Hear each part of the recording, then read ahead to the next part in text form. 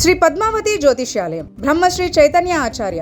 వివాహ, గృహప్రవేశ, సకల నక్షత్ర నవగ్రహ శాంతి కార్యక్రమాలు, చండీ, వారాహి, రాజశ్యామల హోమాలు చేయబడును. జాతకములు చక్రం వేసి చెప్పబడును.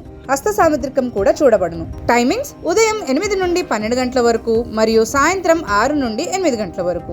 ముందుగా ఫోన్ చేసి గురువుగారి అపాయింట్మెంట్ తీసుకోవలను. మా సెల్ నంబర్ 9493838232. ఇప్పుడు మనం మూలస్థాన అగ్రహారంలో ఉన్నాం. మూలస్థాన అగ్రహారం వచ్చి అంబేద్కర్ కోనసీమ జిల్లా ఆలమూరు మండలంలో ఉంది.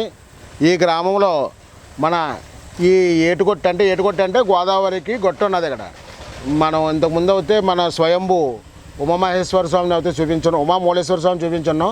అక్కడి నుంచి కొంచెం ఎదురుకొస్తే ఏటుగొట్టు పక్కనే కర్లమ్మ తల్లి అని చెప్పేసి గోనుగులోళ్ళు కులదైవం ఆవిడ. అయితే ఈ అమ్మవారు ఇప్పుడు మనం చూస్తున్న విగ్రహం ఏదవుతోంది, ఇది 40 సంవత్సరాల ముందు గోదావరి నదిలో అమ్మవారు మన నదీ ప్రవాహానికి కొట్టుకొచ్చున్నారట. ఈ గ్రామ ప్రజలు ఎవరైతే ఉన్నారో ఈ గోనుగులోళ్ళు వంశస్థులు ఆ అమ్మవారిని ఇక్కడ విగ్రహ ప్రతిష్ఠ అయితే చేశారు.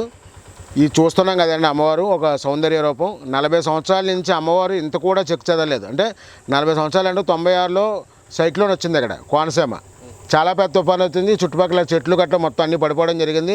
అప్పుడు కూడా అమ్మవారికి ఇంత కూడా హాని జరగలేదు. అంటే ఎక్కడ కూడా ఏ విధమైన మా అమ్మవారు యొక్క ఏవైతే విగ్రహం అక్కడ కూడా ఏమీ కూడా చెక్ చదవలేదు. అమ్మవారు వీళ్ళకి అప్పుడు గోదావరి నదిలో ఏ రకంగా అయితే మన అమ్మవారు లభించున్నారో ఇప్పటికీ కూడా అమ్మవారు అలాగే ఉన్నారు, అదే రూపంతో ఉన్నారు. ఆమె యొక్క మనం చూడొచ్చు ఆ సౌందర్యం అమ్మవారిని మనం వర్ణించలేము అసలు. ఆ కర్లమ్మ తల్లిని ఇప్పుడు మనం ఏంటంటే కొంచెం చీకటిలో వచ్చాము, లైటింగ్ కూడా సరిపోవట్లేదు. చూడండి అమ్మవారిని. ఇక్కడ ఎవరైనా పెద్దలు, గ్రామ పెద్దలు ఎవరైనా ఉంటే ఈ అమ్మవారి కోసం మరిన్ని విశేషాలు మనం తెలుసుకునే ప్రయత్నం చేద్దాం. ఈ అమ్మవారిని ఇక్కడ ప్రతిష్ఠించిన తర్వాత ఆలయ పునర్నిర్మాణం ఈ గ్రామ ప్రజలు అందరూ కలిసి, అంటే ఇక్కడ ఇటుక బట్టీలు మరి మిగతా వాళ్ళందరూ కలిసి ఆలయ నిర్మాణం చేశారు. ఆ ఆలయాన్ని కూడా మనం చూపించే ప్రయత్నం చేద్దాం రండి.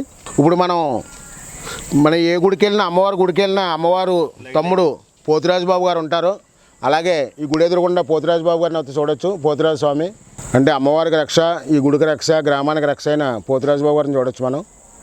అలాగే చూస్తున్నప్పుడు మనం ఈ నూతనంగా నిర్మించబడిన ఈ ఆలయ ప్రాంగణాన్ని మనం ఈ గుడిలోకి అయితే వెళ్తున్నాము.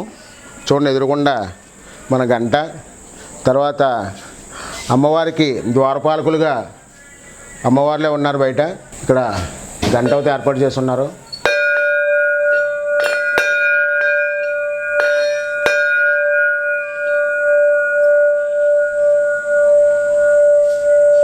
ఇప్పుడు మనం చూస్తున్న అమ్మవారి విగ్రహం అయితే ఈ గ్రామ ప్రజలందరూ కలిపి ఆ విగ్రహాన్ని ఏర్పాటు చేసి ఉన్నారు. మనం బయట చూసిన అమ్మవారు అయితే ఆమె స్వయంగానే చెప్పాలి. ఆమె గోదావరి నదీ ప్రవాహం నుంచి వచ్చి ఈ గ్రామాన్ని సురక్షంగా ఉండడానికి, సుభిక్షంగా ఉండడానికి అమ్మవారు వచ్చి ఈ గ్రామంలో వెలిసి ఉన్నారు. అమ్మవారి పేరు కర్లమ్మ తల్లి. ఇప్పుడు మన అమ్మవారిని చూస్తున్నాం కదండి. అమ్మవారికి పైన చీరలు అవి ఉన్నాయి. అంటే భక్తుల కోరికలు అదే నెరవేరిన భక్తులు వచ్చి అమ్మవారికి చీర, గాజులు, కుంకుమ, మన జాకెట్ ముక్క సమర్పించుకుంటారు. అలాగే మన కింద కూడా అమ్మవారు ఉన్నారు. ఈ అమ్మవారు ఏంటంటే వీళ్ళు విగ్రహ ప్రతిష్ఠ చేసిన రోజే అమ్మవారికి ప్రాణ ప్రతిష్ఠ చేశారు. ఈ గోనుగోలు వంశస్థులు ఎవరవుతున్నారో కులదైవం కింద భావించి ఉదయం సాయంకాలం వాళ్ళే దీపారాధన, నైవేద్యం అన్నీ వాళ్ళ వంశస్థులే చూసుకుంటున్నారు. కానీ ఈ గ్రామ కమిటీ వేసి ఏదైనా ఉత్సవం జరిగితే ఈ గ్రామ కమిటీ వాళ్ళు మొత్తం అందరూ కలిపి చేస్తారు. అలాగే అమ్మవారికి రేపు మే 25 వస్తే 2 సంవత్సరాలు ఈ నూతన నిర్మాణం ఏదైతే జరిగిందో 2 సంవత్సరాలు పూర్తి చేసుకున్నారు వాళ్ళు. ఇప్పుడు అమ్మవారు చేతిలో కుంకుమ ఉంది, మనం నువ్వు కుంకుమ ధరిందాం. ఇప్పుడు ఈ గుడి ప్రాముఖ్యత చెప్పడానికే మనకి ఎవరు అందుబాటులో లేరు. చూద్దాము ఎవరో వస్తా అన్నారు, వస్తే వాళ్ళతో కూడా అసలు ఈ గుడి చరిత్ర ఏంటో మనం అడిగి తెలుసుకుందాం. ఇప్పుడు మన అమ్మవారిని చూస్తున్నాం కదా, ఈవిడ పేరు కర్లమ్మ తల్లి. అసలు కర్లమ్మ తల్లి అని ఈవిడ పేరు ఎలా వచ్చిందని చెప్పేసి మనం ఇక్కడ గ్రామ ప్రజలను అడిగి తెలుసుకుంటే, ఈ గుడి వెనక భాగాన పశువులు కాసుకునే గేదెల పాకలకు ఉండేది. ఈ గోదావరి వచ్చినప్పుడు గట్టు సమానంగా గోదావరి వస్తుంది. అలాగే కర్ర విగ్రహం వచ్చి ఈ వెనకాల పాక వెనకాల గేదెల పాక వెనకాల ఆగడం, వీళ్ళు వచ్చి అమ్మవారి విగ్రహం అని చెప్పి తీసి దాన్ని భద్రపరిచి అలా ఉంచుకున్నారు. అసలు ఏంటి మహత్వం అని చెప్పేసి. తర్వాత కొన్ని రోజులకి ఇక్కడ రాళ్ళు ఏర్పడ్డాయి. అంటే గోదావరి నుంచి రాళ్ళు వచ్చి ఆ పాక వెనకాల ఆగడం జరిగింది. ఈ రాళ్ళు ఏర్పడడం చూస్తే వీళ్ళకి ఈ రకరకాల రూపంలో అమ్మవారు కనిపెడుతుంది. ఇక్కడ ఇప్పుడు ముసలామి రూపంలోనే, సర్ప రూపంలోనే ఇలా అనేక రూపాలుగా అమ్మవారు కనిపిస్తుంటే ఇలా అసలు ఏంటి అమ్మవారు మహేశ్వరం అని చెప్పి అనుకుంది. లేక అమ్మవారు ముసలామి రూపంలో అమ్మవారు కనిపించడం వీళ్ళకి ముసలామి రూపంలో కనిపించి ఇక్కడ నేను కళ్ళమ్మ తల్లిని, నాకు గుడి నిర్మాణం అయితే చేయండి అని చెప్పేసి ఎవరైతే ఈ గానుగల రమణయ్య గారికి ఆమె చెప్పడం జరిగింది.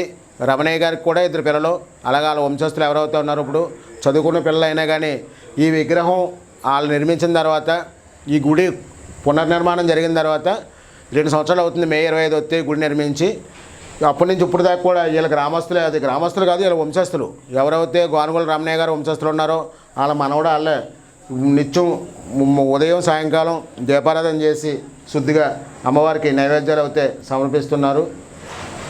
ఇప్పుడు అమ్మవారు ఈ గ్రామ ప్రజల్ని రక్షిస్తూ ఎవరైతే గానుగుల వారు ఉన్నారో వాళ్ళ వంశాన్ని రక్షిస్తుందని చెప్పేసి వాళ్ళ మనవాళ్ళు మనతో ఉన్నారు. వాళ్ళు మాట్లాడడానికి కొంచెం ఇదిగా ఉన్నారు, మగవాట పడుతున్నారు పిల్లలు కాబట్టి వాళ్ళే మొత్తం ఈ స్థల పురాణం చరిత్ర అంతా మనకి ఈ గ్రామంలో ఈ కర్లమ్మ తల్లి చరిత్ర అంతా వాళ్ళే చెప్పి ఉన్నారు.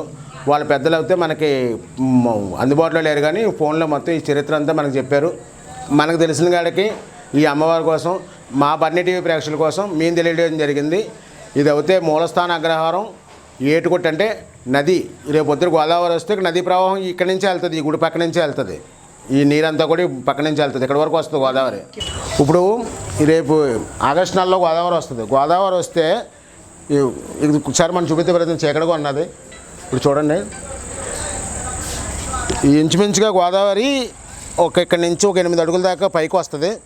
పైకి వచ్చి నానిపోతుందని చెప్పేసి వాళ్ళు ఏం చేశారంటే కింద నుంచి పిల్లర్లు వేసుకొచ్చి ఈ పైన నిర్మించారు ఈ దేవాలయాన్ని. అంటే రేపొద్దున గోదావరి వచ్చినా కానీ ఎవరికీ భక్తులకు ఇబ్బంది లేకుండా నిర్మించడం జరిగింది. గుడి మొత్తం చూపించే ప్రయత్నం చేద్దాం. ఈ గుడి చుట్టూ కూడా ఇటుక బట్టీలు,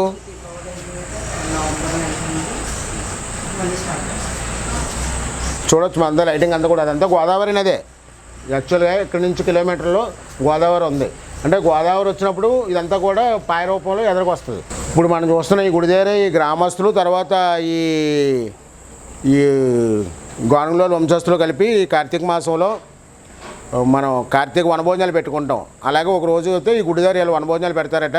వనభోజనాలు అయితే కార్తీక మాసంలో ఏదో 4 వారాల్లో ఏదో ఒక వారం అయితే సోమవారం కార్తీక భోజనాలు పెట్టుకుంటారు. ఇప్పుడు ఈ చుట్టుపక్కల ఏవైతే ఉన్నాయో ఇటుక బట్టి ఓనర్లు, యాజమాన్యాలు అందరూ కలిపి కార్తీక మాసంలో అందరూ కూడా తలా కాస్త పైసలు వేసుకుని వనభోజనాలు పెట్టుకుంటారట. ఈ గుడి ప్రాచుర్యం చరిత్ర అయితే మనకి తెలిసిన వరకు మనం తెలియజేయగలిగాము. మనం మా బన్నీ టీవీ ప్రేక్షకుల కోసం అయితే మనం ఈ దేవాలయాలు చాలా వీడియోలు అయితే చూపిస్తున్నాము. మా బన్నీ టీవీ ప్రేక్షకులు అందరూ కూడా చూస్తున్నారు, వ్యూస్ అవుతూ వస్తున్నాయి. లైక్ చేయండి, కామెంట్ చేయండి తప్పనిసరిగా. మీరు షేర్ చేయకపోయినా పర్వాలేదు, లైక్ కామెంట్ అయితే మెయిన్గా చేయండి. అలాగే మా ఛానల్ని సబ్స్క్రైబ్ చేసుకుంటే మీకు ఈ గోదావరి జిల్లాలో ఉన్న ఇంకా చాలా పురాతన దేవాలయాలు ఉన్నాయి, అవన్నీ చూపించే ప్రయత్నం చేస్తాను. మరొకసారి బన్నీ టీవీ ప్రేక్షకులకు నమస్కారం.